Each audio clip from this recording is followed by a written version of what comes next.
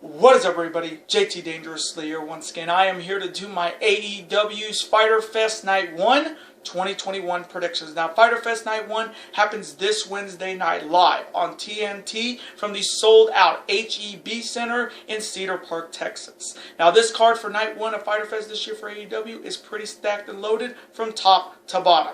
We have 5 fantastic matches with 2 big titles on the line, so I'm extremely excited to do my Fyter Fest Night 1 predictions for you guys this year, and I hope you guys do enjoy.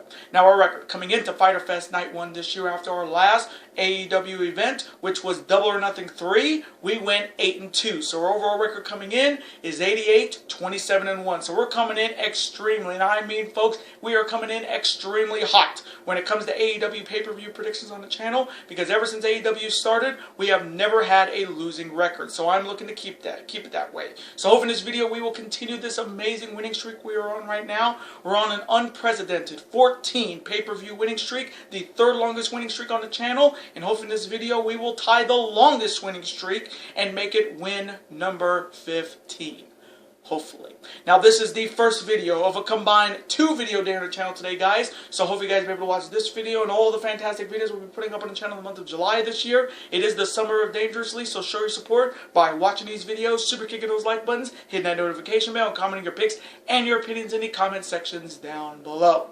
Now, if this is your first time watching my channel today, guys, as a first-time viewer, and this is your first video, boy, you picked a good one if you're a huge fan of All Elite Wrestling and being the elite like myself, and you're ready for Fyter Fest Night 1 from the sold-out HEB Center in Cedar Park, Texas. Welcome to the Dangerous Alliance. I'm JT Dangerously. Welcome to the club, because this club is just 2.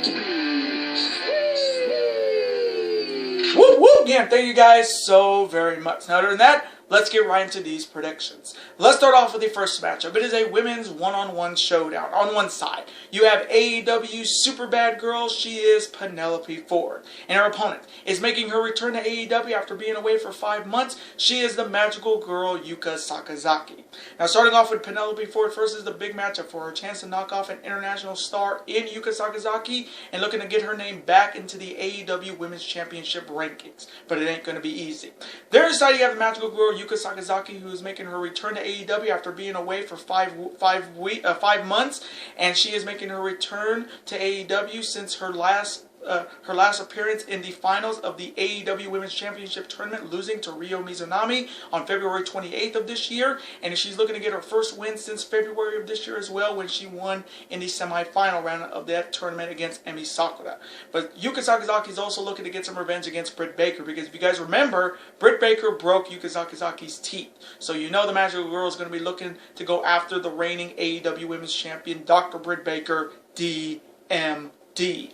Baby. So coming from me in this women's one-on-one showdown between the super bad girl and the magical girl, I can see Penelope Ford winning this matchup. I wouldn't be surprised if she did, but coming from me, I am going to go with the magical girl, Yuka Sakazaki, to get it done and defeat the super bad girl, Penelope Ford, by any means. And now the next matchup. It is for the FTW Championship. Starting off with the challenger. He is representing Team Taz, and he is a former NWA television champion, and he's looking to become the next FTW champion. And if you know his music making its theme debut on the channel, you'll know who I'm talking about.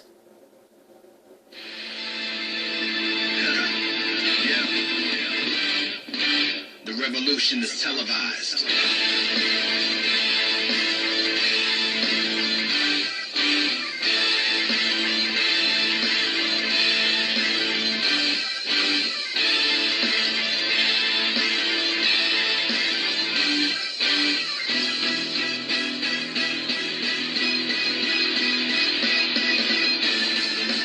He is absolute Ricky Starks. And Ricky Starks is challenging the 4th reigning and defending FTW champion. He is also, as of right now, representing Team Taz, a former Impact Wrestling World Champion. And if you know his music, you'll know who I'm talking about. And I got a question for you guys. Who can stop the path of Cage?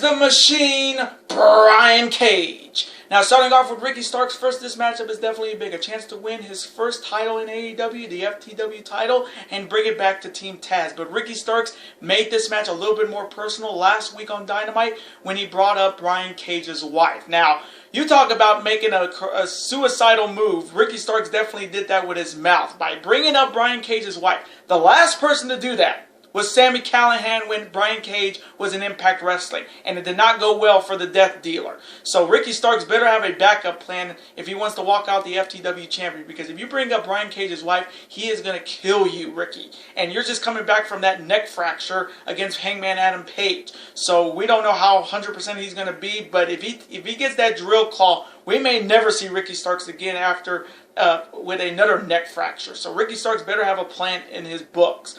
There is how you have the Machine, Brian Cage, looking to continue his reign as the FTW champion. He's been the FTW champion since he was given the belt at last year's Fyter Fest by Taz. So he's been champ for over a year. And I did hear a couple rumors that Rampage is going to make that FTW title a little bit more prestigious other than being a novelty.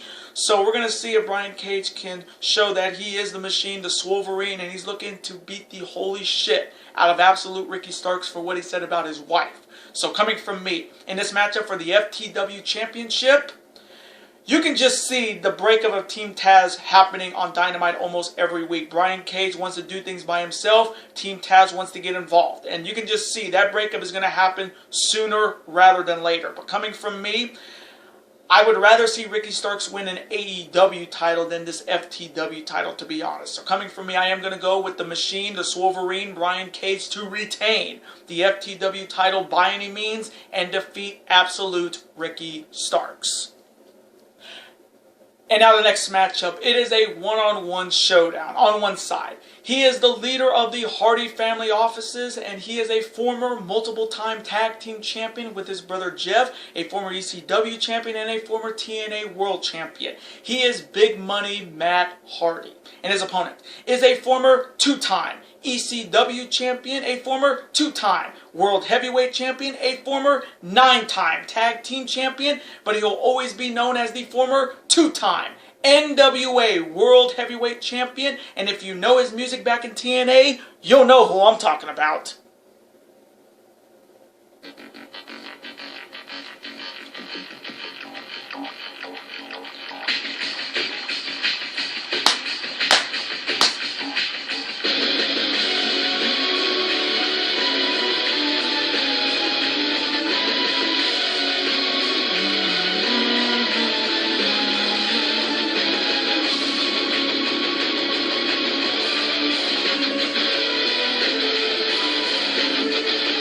He is the instant classic Christian Cage. Now, it's crazy to think that this is only the second one-on-one meeting between Big Money Matt Hardy and Christian Cage all time. Now, Matt Hardy won the last meeting over Christian all the way back on WWE's Raw when they were part of the WWE in 2003 in the Arco Arena in Sacramento, California. So these two have not met each other one-on-one in a very, very long time. They were not even in this company in 2003. Now, starting off with Big Money Matt Hardy, this matchup is definitely personal for him because what happened at Double or Nothing, Matt Hardy thought he had Christian Cage in his pocket to win the Casino Battle Royal, but then Christian Cage eliminated him. So Matt Hardy has almost vowed vengeance against Christian Cage, and he's been using his Hardy family offices to exact that revenge. And we've seen Matt Hardy hit that twist of fate on Christian, and he's looking to end Christian's career before it even before it starts. There's the idea of the instant classic Christian Cage looking to get some revenge against Big Money Matt Hardy after the multiple attacks and the multiple twists of fates and the multiple attacks from the Hardy family offices. And Christian Cage is looking to start his road to the AEW Championship. So he's looking to defeat a man that he knows very well in their wars in the WWE with Edge and Christian and the Hardys, ladder matches, TLC matches, table matches, all of that. And he's looking to put down Matt Hardy once and for all. So coming from me in this one-on-one showdown between the Instant Classic and Big Money Matt, Knowing Matt Hardy, he's going to have a lot of backup with him. He's going to have the Private Party. He's going to have TH2. He's going to have Blade and the Bunny. You already know the Hardy family offices always comes in packs. So Christian Cage better have a backup plan. But coming from me, I am going to go with the instant classic Christian Cage to get it done and defeat Big Money Matt Hardy by any means. Because that's how he rolls. And now the next matchup. It is AEW's first ever Coffin match. On one side, he is one half of the Men of the Year. He is All Ego Ethan Page. And his opponent is the former TNT champion. He is the Daredevil Enigma himself, Darby Allin. Now this matchup is making AEW history because AEW has never had a coffin match or a casket match. But when it comes to first time evers, AEW always seems to deliver. And I have a good feeling this matchup is going to be an absolute banger. Now starting off with All Ego Ethan Page, he is looking to put that significant nail in Darby Allin's coffin by winning this coffin match. And he's looking to show that it was Ethan Page who made Darby Allin a star before Darby Allin was even noticed in the wrestling business. And Ethan Page is looking to show that he is the man, as being the Man of the Year with his partner Scorpio Sky. There is you have Darby Allin looking to get some revenge against Ethan Page after multiple attacks by All Ego. I mean, being thrown through a flight of stairs, and their history in the Indies where Ethan Page hit Darby Allin in the head with a shovel while he was in a body bag. So you know Darby Allin has been waiting for this opportunity to finally shut up All Ego Ethan Page. And this matchup is almost in his wheelhouse. It's a coffin match. And what is Darby Allin's finishing move? The coffin drop. So you know that's going to be the end result in this matchup. It's going to be a coffin drop either inside the casket with Ethan Page in it, or it's going to be a coffin drop inside of the casket for Darby Allin. It's 50-50 when it comes to that move. So coming from me, in AEW's first ever coffin match, knowing this is going to have a lot of people involved. Guaranteed Scorpio Sky is going to get involved, and the icon known as Sting will definitely get involved as well. But coming from me, I am going to go with the Daredevil Enigma, Darby Allin, to get it done and defeat All Ego Ethan Page by any means. And now the main event. It is for the IWGP United States Championship. Starting off with the challenger. He is representing the Super Elite, and he is a former OG member of Bullet Club. And he is a former four-time IWGP Heavyweight Tag Team Champion, a two-time World Tag League winner, a former Impact Wrestling Tag Team Champion, a former two-time Raw Tag Team Champion, and he's looking to become the next IWGP United States Champion. He is the Machine Gun, Karl Anderson. And Karl Anderson is challenging the 8th reigning and defending two-time IWGP United States Champion, the former AEW World Champion, and if you know his music, you'll know who I'm talking about.